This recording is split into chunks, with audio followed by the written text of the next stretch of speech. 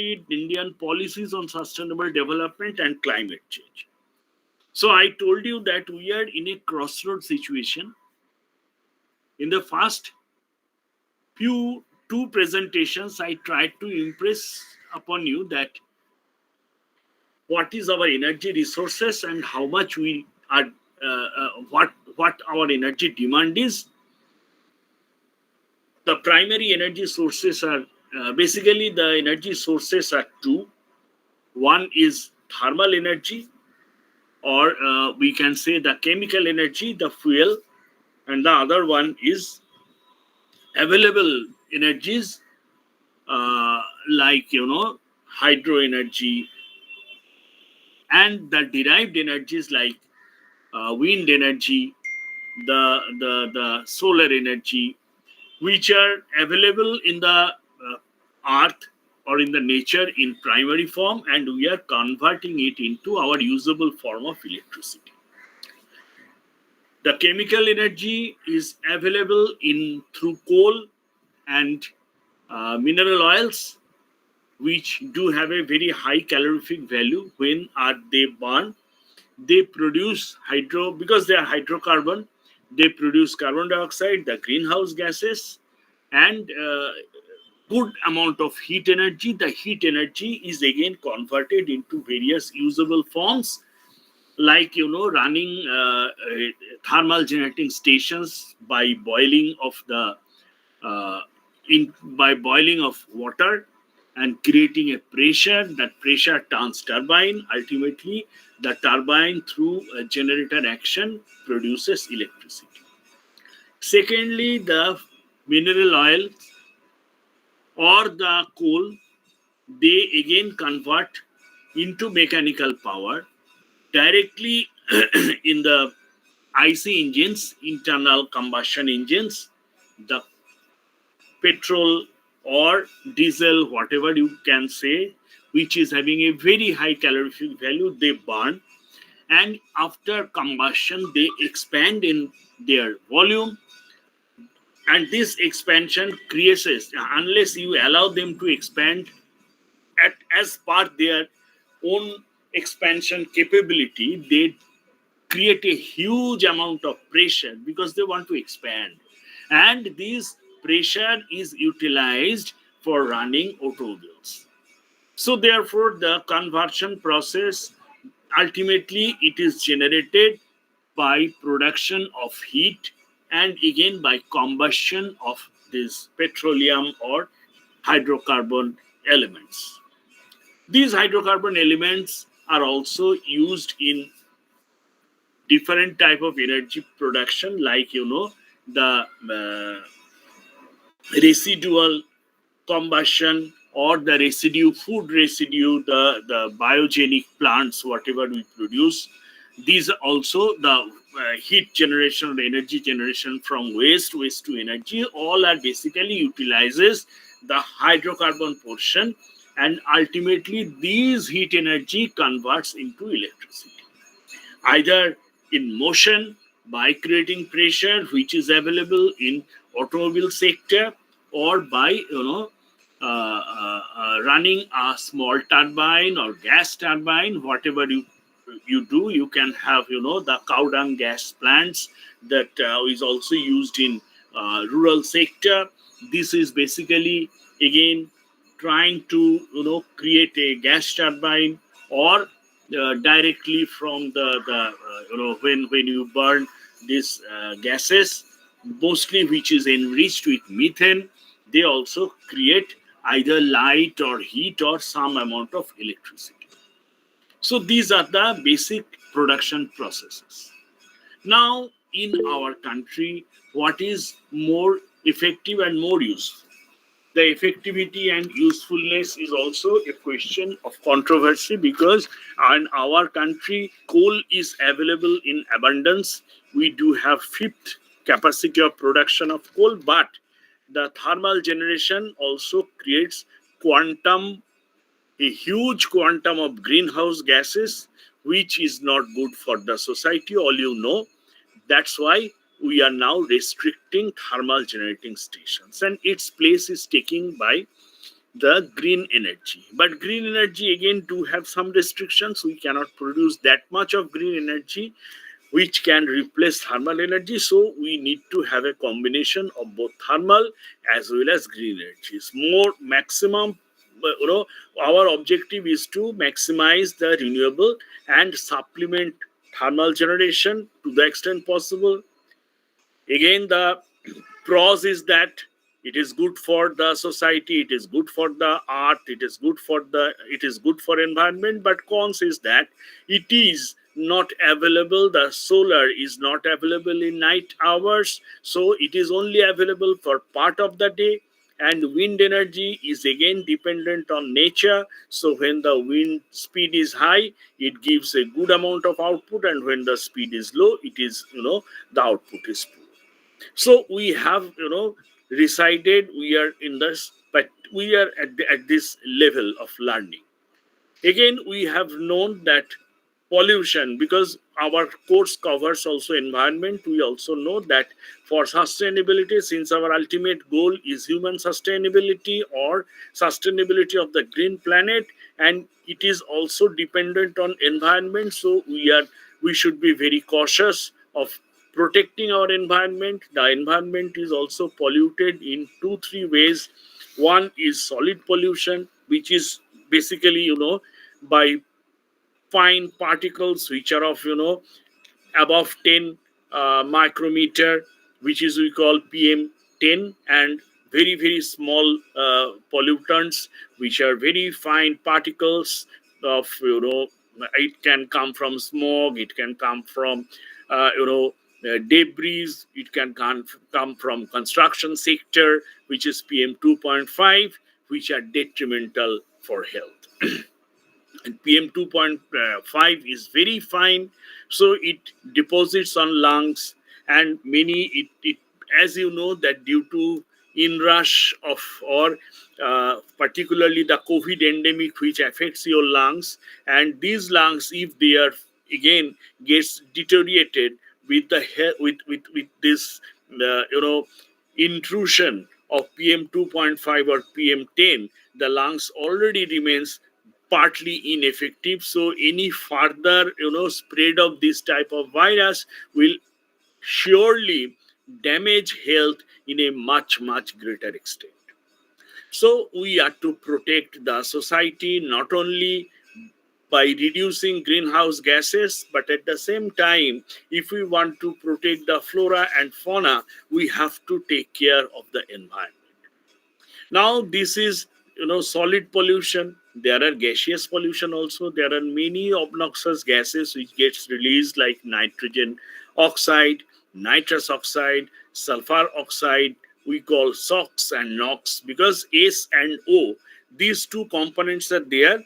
Oxygen may come in quantum 1, 2, 3, like sulfur, uh, SO. And normally SO is not formed. SO2, SO3, these are the SOxes, and NOxes, which are basically N2O, starts from N2O and then becomes NO, then becomes NO2, then becomes NO3, and so like. There are so many nitrous compounds which are all detrimental to health, because they very fast react with water and create fuel nitric acids, which may cause acid rains, and many eventualities may cause of due to this. So while producing our thermal generation, we must take care that how less these gases can be produced. Apart from these fine particulate matters, like in thermal generating stations, what are the possible particulate matters they do release? Number one, the thermal generating stations is basically a process oriented activity. How the process is done? The coal come in wagons, and they are basically of bigger size. Those coal, you know, chunks or coal lumps are broken into much smaller pieces. So this is first stage of, creation of dirt and dust in the atmosphere. Now you need to protect those. How you can protect these size of dust and dirt which are comparatively of bigger size, which can automatically settle after flying within a distance, and since they do have some weight, they settle in the nearby zone. It can be made faster of this type of settlement by two ways: by sprinkling moist water. By sprinkling water through jets, the fine particles of water will get in touch with these very, tiny coal particles, and such a combination will make them heavier. They will fall on the ground fast, and the ambience will remain cleaner. These are not that way, bad for health, because they get settled, they are bigger in size. But the problem comes when you make the coal into dust in the mills, coal mills. When the coal gets, powder like, after, when the coals are broken, they are pressed in a mill. Basically, a mill is an instrument where big balls of big steel balls do rotate in an encapsulated area, where coal come inside that zone, and the mill, when rotate, they ground the coal into a powder like form, and the coals are dry.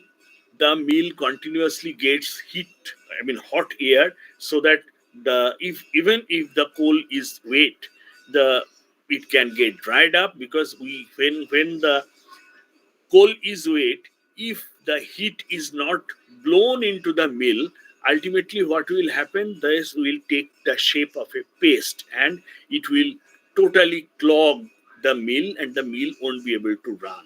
So to make the performance easier, to make the performance true and good, coal mills are continuously heated up internally, and with the help of, this a fan, which creates an air pressure, the air goes, the you know ground coal, which looks like powder, moves out, and ultimately through coal chute, they goes the coal particle go into the boiler. Now in the boiler, the fine particles of coal come in contact with a fireball, and they also catch up fire. So they release heat, and ultimately what happens? Fly ash do generate the part which cannot be converted into carbon dioxide. The the residual part of the coal, which hello gets, sir. yes, sir বলছি আপনি কি আপনার screen share করেছেন? করিনি তো। ও okay sir, ঠিক আছে। আমি স্ক্রিন শেয়ার কিচ্ছু করবো না আজকে। Okay sir, okay sir. আমি যা বলছি এটা বুঝতে পারছো কি না, মনটা অন্যদিকে? হ্যাঁ স্যার, বোঝা যাচ্ছে। So what happens? These fly ash, which is, particularly the coal quality of India is not good. It's pretty bad, and the out of 1 ton or 1,000 kg coal, we get almost 400 to 500 kg of ash. That is 40 to 50% ash content is there. So if you burn, daily 4,000 or 5,000 tons of coal, you can easily imagine that out of 5,000 coal, 40% to 50% ash you produce. Now, this ash is a finer particle of coal residue, which is not burnt in the boiler. So, what will happen? These ash, if you cannot extract the ashes through electrostatic precipitator, the ash will try to ooze out from the chimney, and total area nearby the thermal power plant will get, mixed and spoiled with the fly ash. It is not at all desirable, so the electrostatic precipitators will have a very high capacity. Normally, these are 99.8%, the performance are there. So, if you come across any thermal power plant, normally you will say the chimneys are very clean. But obviously, in some of the thermal power stations where the ESPs are not functioning well, you will see that the chimneys are oozing out some amount of blackish smoke, which is basically the some amount of fly ash which is not absorbed by the electrostatic precipitate. So you need to know what is the function of electrostatic precipitator, what is the performance, and how do they act, because you are converting energy, chemical energy to electrical energy, which is coming into human use, and where a major part is to protect the environment. Now, if the fly ash is, absorbed, or major portion, say 99.9% of the fly ash is absorbed in the electrostatic precipitator, still a small portion of fly ash goes out and mixes with the atmosphere. So again, these are very fine particles. These are not good for human health. So a thermal plant is not only generating carbon dioxide, that is greenhouse gas, it is also a polluting source for the society. And now what we do with the fly ash? The fly ash, as you know, comes out from the boiler in dry form. In some of the thermal generating stations, they take the fly ash and in the dry form and use it in different activities. What are those activities? One is mixing with cements. It is not adulteration. Fly ash, if mixes with cement, it gives more strength to the cement if it is mixed at a certain percentage. Normally, by weight, 15% of fly ash can be mixed with cement. These are Portland pozzolanic cement. So this is a good usage of fly ash. We can say these are value-added usage. But some portion of the ash, which we call bottom ash, which is basically, you know, in a boiler, the fly ash when when coal is burnt, it goes up to the temperature of 1500 to 1800 degrees centigrade at the central location, and iron melts at almost 1683 degrees centigrade. So if the fireball inside the boiler goes up, the superheater zone, or the superheater zone mainly of the boiler tubes, which are in the hanging portion, or the you know reheater zone, which again takes some amount of steam inside the boiler for gaining temperature, they may come across the high temperature of the fireball, because where the firing takes place, we call inside the boiler, it's a fireball zone. The temperature, the core temperature of the fireball is very high, and the rest is the radiant heat, which are received, mostly which are received by the boiler tubes. So what happens? The boiler tube, which are basically containing water or steam, if the steam flow or water flow gets any sort of constriction, so that the heat balance is lost, the boiler tube gets direct contact of the heat and sudden local temperature goes up, which corrupts the boiler tube. This is number one.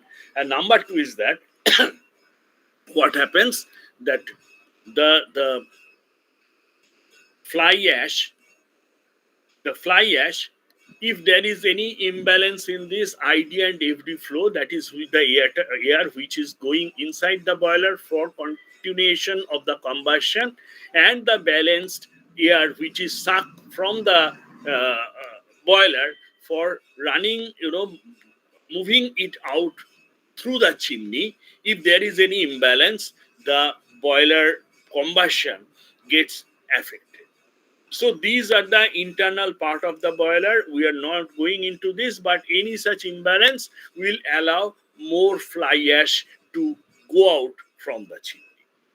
And at the bottom, so for very high temperature, what happens? Some of the fly ash gets molten, because fly ash melting temperature is also close to 17 to 1800 degrees centigrade. So they get fused, and big lumps of fly ash are formed. They drops at the bottom because they are much heavier. They cannot move out with the air, which the airflow which is created through this balancing of ID and FD fan, that is induced draft and forced draft. So the lumps do drop at the bottom portion, which is filled in a trough of water, and this bottom ash is collected in wet form. So in a boiler, we get two types of ashes. One is dry fly ash, and the other is wet bottom ash. Wet bottom ash is now about 15% in volume or in weight. You can say the 15% is usually, a wet ash. So we have to manage wet ash and dry fly ash. In the thermal stations, what happens? Two types of, the fly ash is collected either in dry fly ash form, which can be directly mixed with cement or in some value added products. But in older thermal power plants, like which is in even in Buckreasher, even in Bandel, the fly ash is again mixed with water to form wet fly ash. Wet fly ash in a lean slurry, because it is mixed with a good amount of water, and the lean slurry again pumped out and filled in some of the tanks. I mean, uh, pumped out to fill up some of the slurry tanks. Ultimately, the slurry tanks, which are reservoir like very big structures, they are filled with these lean slurries, and the water gradually gets evaporated, and the tank or the reservoir gets filled up with the fly ashes.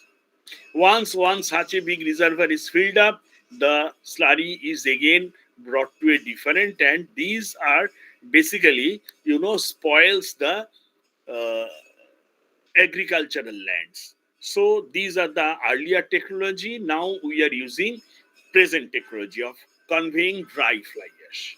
So these, when we fill up tanks with lean slurries, the ash, which is also have some negative elements, or some environmental polluting activities, like they contain heavy minerals like manganese. They do have cobalt. They do have also some other heavy materials, or even small traces of radioactive materials. So the slurry which contains lean slurry, which contains good amount of water, gets leached inside the soils and corrupts the subsoil water.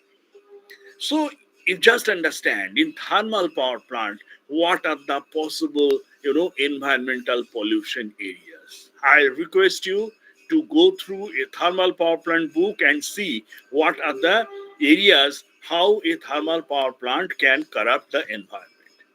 So we need to check when we are dealing with energy, and India do have still 73-74% energy is coming from thermal generation. We must check that what are the possible environmental pollution ways which are done by the thermal power plant. Can you understand what I say? Do you understand what I say?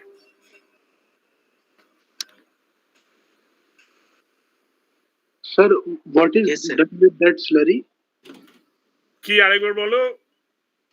Sir, after collecting the slurry in the big tanks, what is done with that?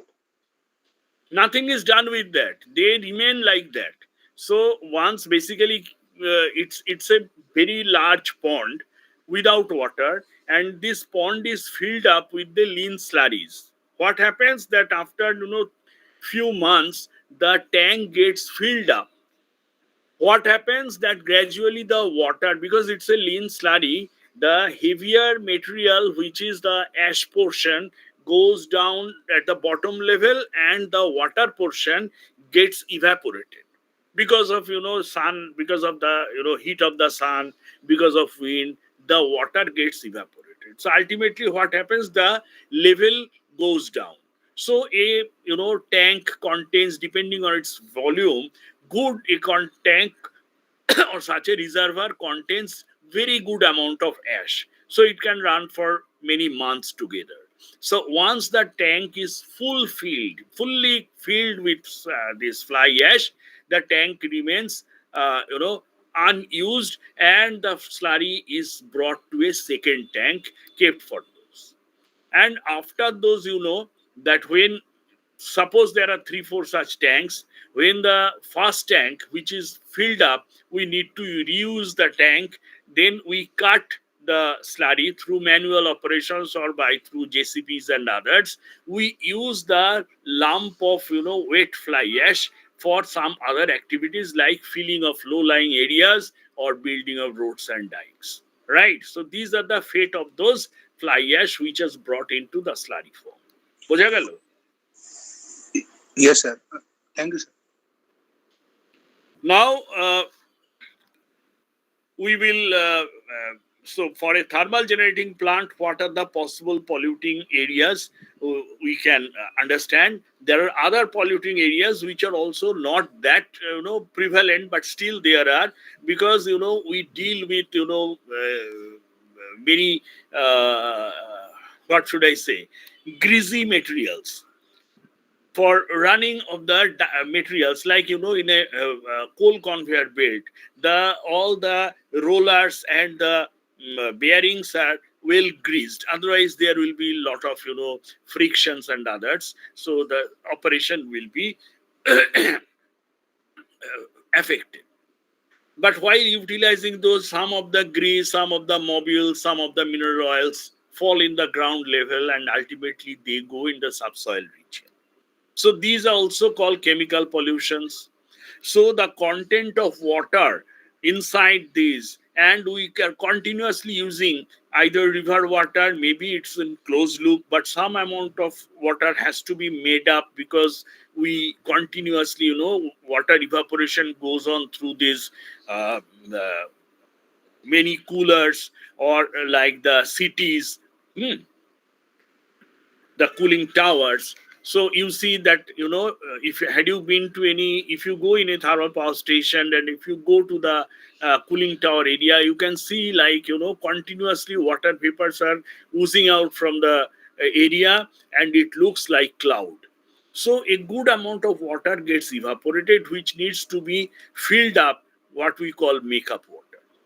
So the water cycle has to be continued, and the cooling tower is basically designed to cool down the condenser temperature. So the water supply and the water which has of a very bulk use in thermal power plants, the quality of water has to be monitored continuously. There are two types of water. One is raw water, and the other is processed water. There is DM water, which is running through the boilers itself, which is perfectly DM water, and there are raw water, there are clarified water. So different waters has to be tested, that what is the water quality, and whether we are corrupting the water quality or not. There are BOD, there are COD, that is biological organic deposits, and the chemical organic deposits. BODs and CODs are there, so their quantum has to be measured.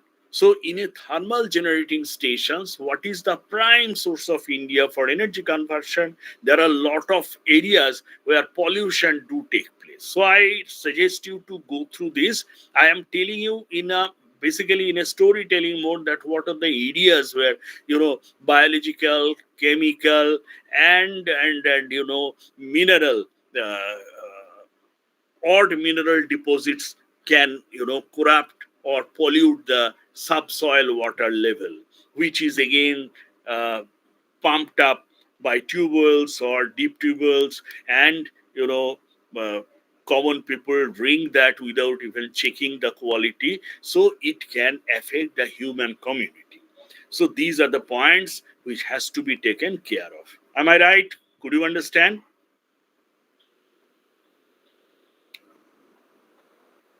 Yes. Any question?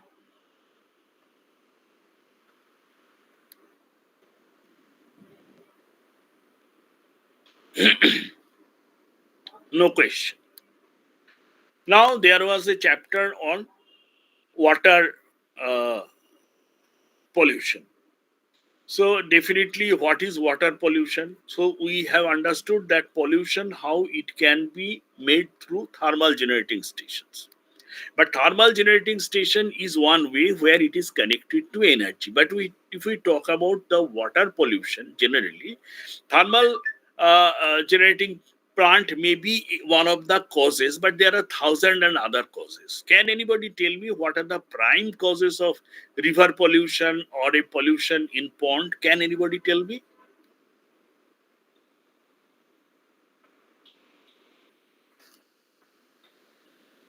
Sir, industrial waste. Textile industry. কে ধ্রুব, তুমি বলছো শুধু textile নাকি? না sir, industrial বললাম আমি শুধু। হ্যাঁ, আর যে কোনো industry. Manish, have you told me something? Yes sir, textile ইন্ডাস্ট্রিটা বলেছিলাম, মানে ওই আমাদের সল্টলেকের কাছে ধাপায় মানে স্যার ওয়াটার পলিউশন। তোমরা দুজনেই ঠিক বলেছো। টেক্সটাইল ইন্ডাস্ট্রি স্পেসিফিক্যালি বলেছো, তার একটা কারণ হচ্ছে যে টেক্সটাইল ইন্ডাস্ট্রিতে প্রচুর জলের ব্যবহার হয়। Huge amount of water is required in textile and paper industries. But in generally, industrial pollutions also corrupt the water resources. There are other reasons also. Can anybody tell me the other reasons?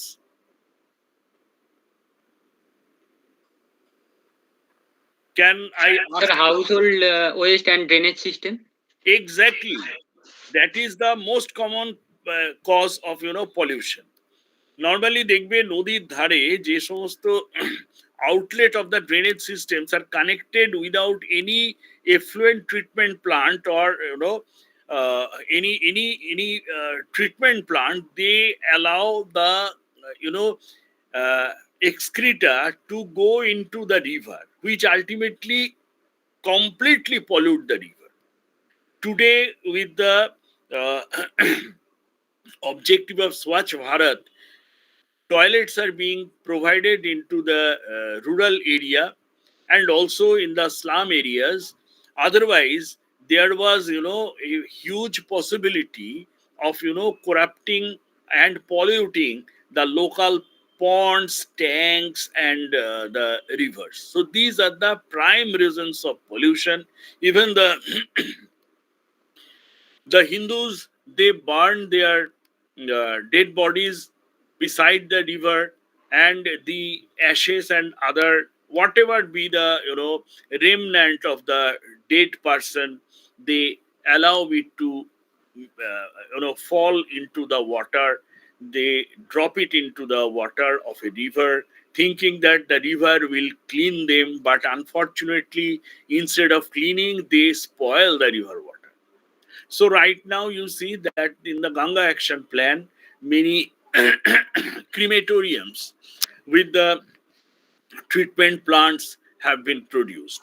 The seat in cities, corporations, they do have started using incinerators for burning the waste product than dropping it into the local areas. And for technically developed countries, they do have a process of selection of debris. What is organic debris, what is inorganic debris, what is electronic debris. So they do collect it in according to the process, and usually the organic debris do have a good amount of hydrocarbons, so they can be used for making energy. The inorganic debris, like the building, the part of the debris of a building, debris of some other thing which do not have any thermal value, so they are deposited in such a location where you require landfilling. And the electronic debris are also used heavily in developed countries, but we are still much lagging to utilize these. And here I will start a new thing, that is resource efficiency. The electronic debris or debris from industries, they can be reutilized in a great way, because in an electronic debris there are plastics, which is basically the covering, but the chips, they have very costly metals, they do have carbons, they do have silver, even they do have diamond. So if proper separation process, if you have, see, if somebody has a bulk of the such debris, and if separation process can be made, then it can generate a good amount of metals which can be reused, because in the mother earth the resources are limited. It is not, the resources are infinite. So if we excavate the resources, utilize the resources for our own use, then what we are doing, we are basically converting the resources into some other chemical material, and ultimately spoiling the resources or finishing the resources for our future generation. Now we are talking about sustainability. Suppose I am giving you an example. Say the automobile. What is the use of automobile today? When we were young, we saw handful of cars in the Calcutta street. Mostly, many people did not have their own vehicle. Suppose in a housing society, hardly two, three people they had their own car when I was young. But today, in every flat you see, the almost every flat owner has a car of his own. Now, how the car is manufactured? They are manufactured using steel, they are using aluminium, they are using many other materials which are sourced from the society. Now, after 15 years or 20 years of services, when the car become a junk, then what happens? They are allowed to rot, they are allowed to get rusted, and after another 10-15 years, many of its parts are absolutely unusable, and I don't know what becomes their fate. But if those are properly extracted, the metals are properly extracted, then at least from one car you can get, or from five cars you can definitely prepare three more cars, because you can reutilize the metals. Today perhaps the metals are utilized, but they are not that good. Processing is there, because as there are no such big industries who take care of the re, for the reprocessing. Now this is basically the resource efficiency. If we do not take the old coppers, if we do not take the aluminiums which had been used in earlier production, then we are not giving importance to those resources, and ultimately what will happen, the cost of aluminium, the cost of copper, the cost of steel will become out of our reach. So to make the society sustainable, we should focus on resource efficiency, and it will lead to a new term, that is circular economy. So we should be more cautious on resource efficiency and give rise to have a circular economy in our system. Please excuse me for 2 minutes. Yes, sir.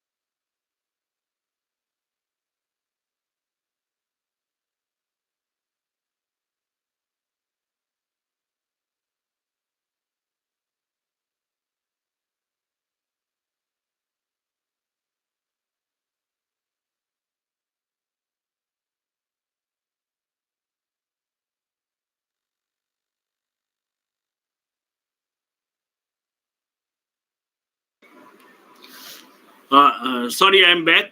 So, could you understand what resource efficiency is?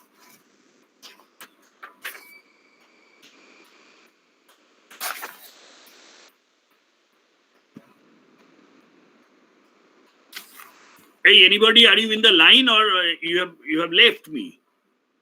Yes, sir. Yes, sir. No, sir. Understood, sir. Yes, sir. Understood. Hey, no, কে বললে no? Asim Kumar Razzak? No, sir. আমি yes বললাম। তাহলে no Understood, একটা কি sir. বলেছো? এই কে no বলেছো? এই গোপাল কে বললো আমি বুঝতে পারছি না।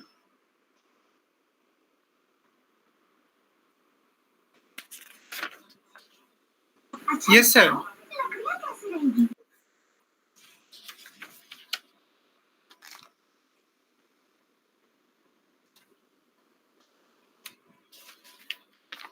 Now I am giving you some examples which is given in the policy paper.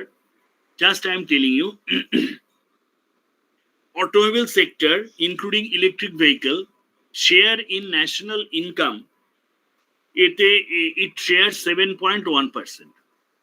Now, selected raw material, which can be extracted from the automobile sector, these are IC, that is internal combustion engines, normal motor cars, তার থেকে আমরা পেতে পারি still, copper, aluminium, zinc, nickel, lead, glass, rubber, various plastics, synthetics. From e-vehicle we can get lithium, cobalt, nickel, rare earths, various plastics, synthetic steel, copper, aluminium. Now, because we can get those, now why we need those? এর পরের ফিগারটা is quite interesting.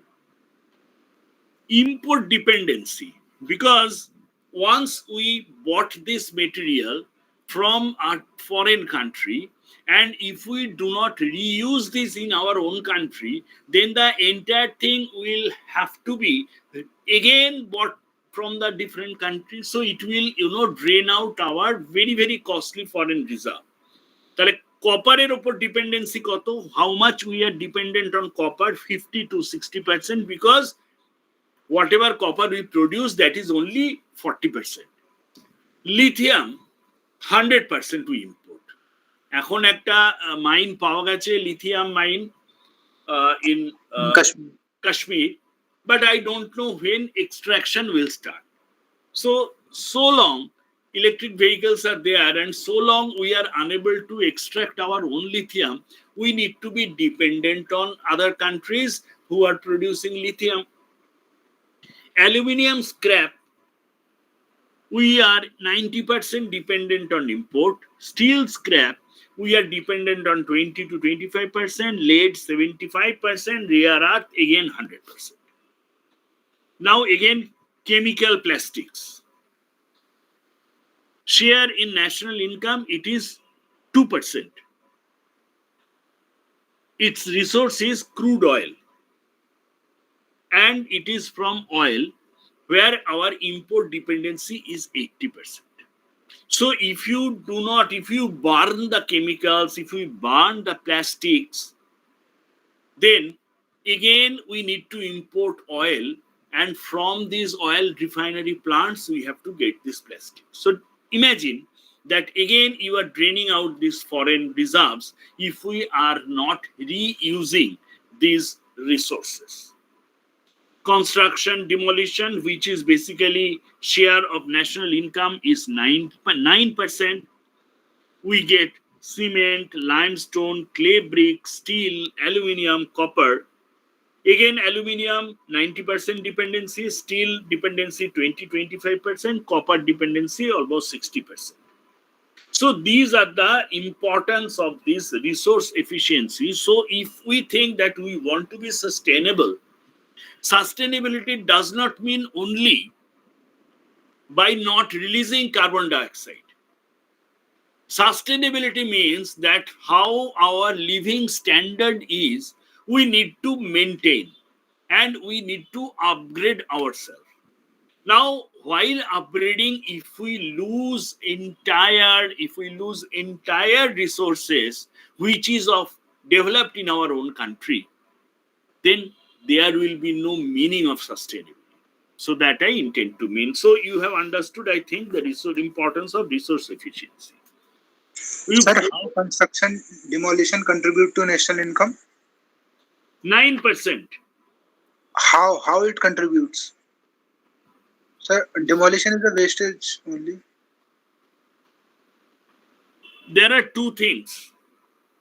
One is construction. Do you understand that construction gives impact on national economy? Yes, sir.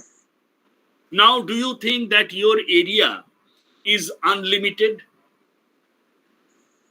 No, sir, it is limited. So, if we want construction, you have to have some demolition. Okay, sir. Get my point? Yes, Not sir. for every construction you need demolition, but for some construction, obviously you need demolition, because which is a very old structure, not like the historical structures like Taj Mahal or Qutub Minar or Devani Khas. You are not going to construct it or even demolish it. You are trying to protect it. But suppose a building, school building, which is 50 years old, and there are a lot of breaks or cracks in the building, you want to rebuild it, then how can you get a new area if you do not demolish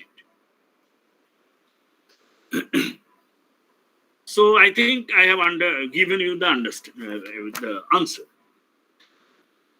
There are 6 pillars for a resource efficiency framework in India: the policies, programs, and mainstreaming regulations, setting up of a dynamic recycling industry, R&D and technology development, capacity development, outreach, and monitoring. These are given in the paper. I will request you to go through.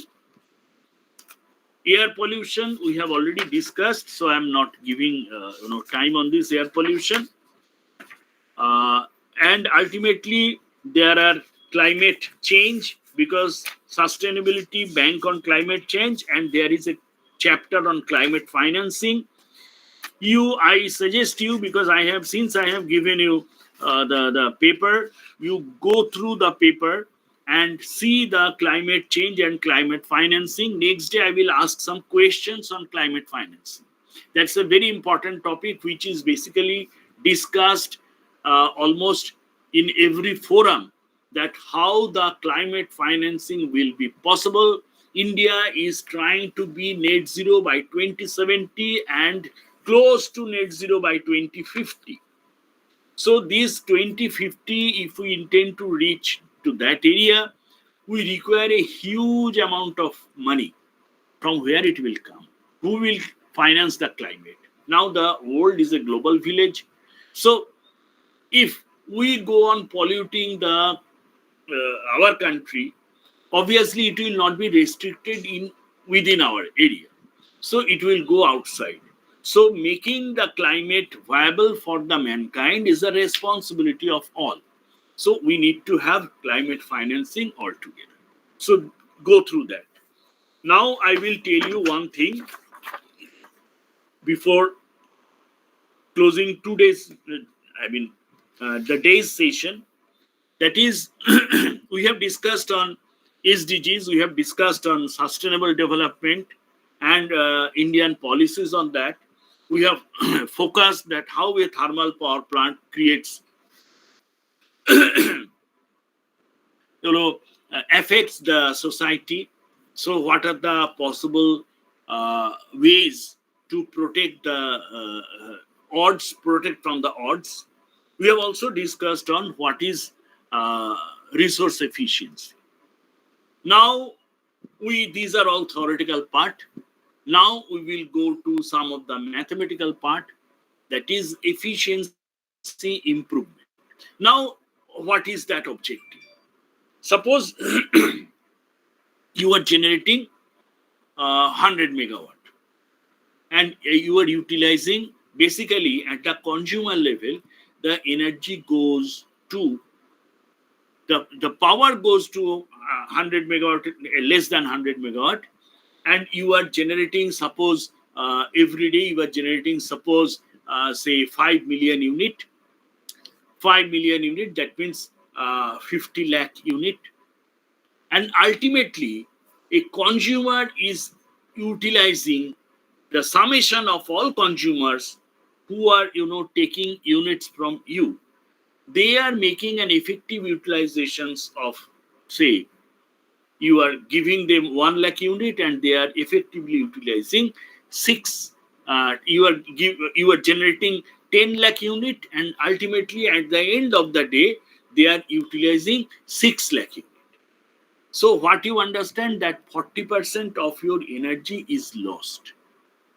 Now if you are losing this 40% energy, can anybody tell that in which area maximum loss is taking place?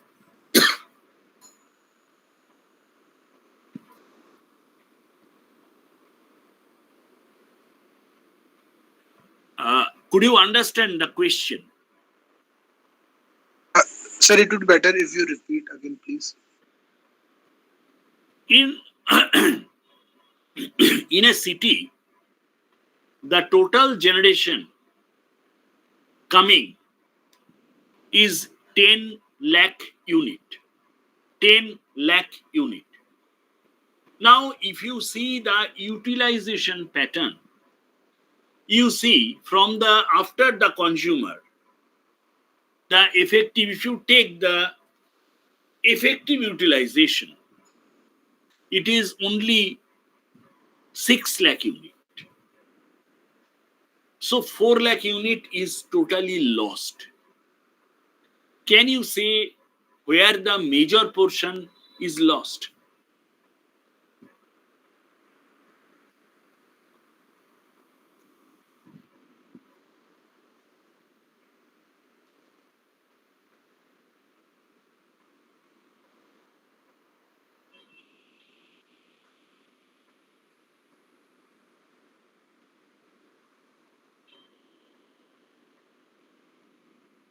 Now I am specifically asking this question to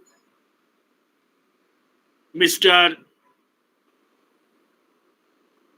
Mayuk Bishas.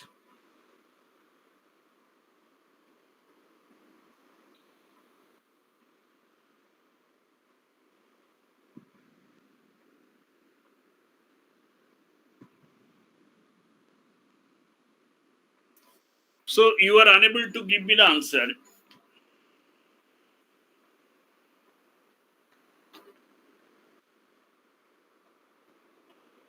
Mayukh, তুমি কি প্রশ্নটা বুঝতে পেরেছো ভাই, নাকি তুমি আছো না নেই আমি তাও বুঝতে পারছি না?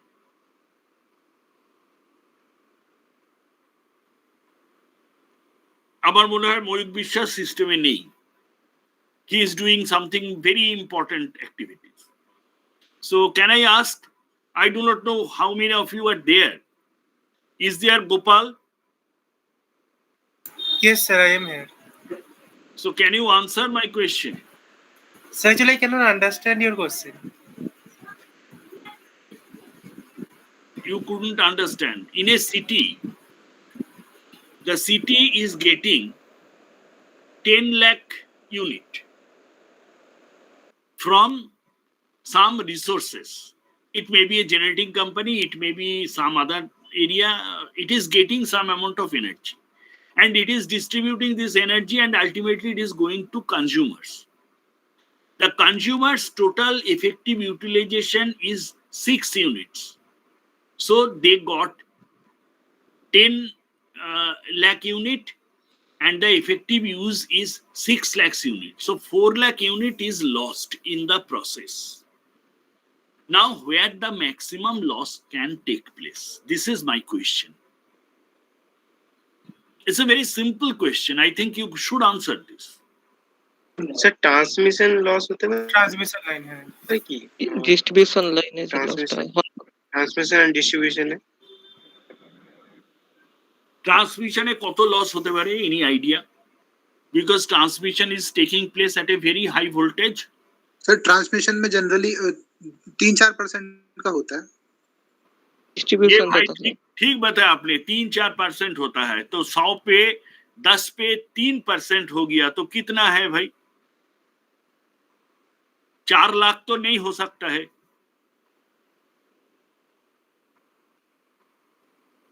हो सकता है? No, sir, no possibility. Then So, sir, it can be during distribution as 10 to 15% is lost. that is And very good. I think you are very close to the right thing. So 10% पकड़ के चलो, 10% loss distribution में होगा, ठीक है। तो 10 million में 1 million distribution में लॉस हो जाएगा, yes, sir. रहेगा 9 मिलियन। और उसमें पकड़ लो 0.5 मिलियन लॉस हो गया, तो पकड़ लो 8.5। तो मैंने बोला 6, तो 8.5 से 6 कितनी फर्क है? 2.5 का फर्क है। Sir, also at consumer end also, sir. अभी तो तुम ठीक रास्ते में आ गए भाई। कंज्यूमर एंड में सबसे ज्यादा लॉस कंज्यूमर एंड में होता है, क्योंकि हमका उसका बारे में ध्यान नहीं है। We do not see how much our air condition is taking load. We do not see how much our big machineries are efficient. But we are happy that we do have electricity. At the time of paying the electricity bill, sometime we feel थोड़ा ज्यादा हो गया, but ठीक है, चलने दो, हमारा तो बिजनेस चलता है, वो गाड़ी जब चलेगा ना तब वो पैसा भी हम भर देंगे। But unfortunately, this is due to inefficiency of our machines, because they consume more but deliver less, because they are all inefficient machines. The next day, we will work on those and we will try to understand what are the reasons of such inefficiency, how machines can be made more efficient, what are the ways to identify a machine is not doing well, and what are the economies behind it. So I tried to, tell this example just to give you an idea that what are the areas we need to take care. আমি বোঝাতে পারলাম কি? Yes, sir. Like you have Yes, already sir. understood. I want to get the answer from Gopal Mehta. Gopal, Yes, sir, understand. মানে আমার কোয়েশ্চেনটা আমি কেন করেছিলাম এটা বুঝতে পেরেছো তো? হ্যাঁ, yes, sir. ঠিক আছে, তাহলে আজকে এই অবধি ছেড়ে দিচ্ছি। হ্যাঁ, নেক্সট okay, sir. তোমরা কবে ক্লাস করতে চাও বলো।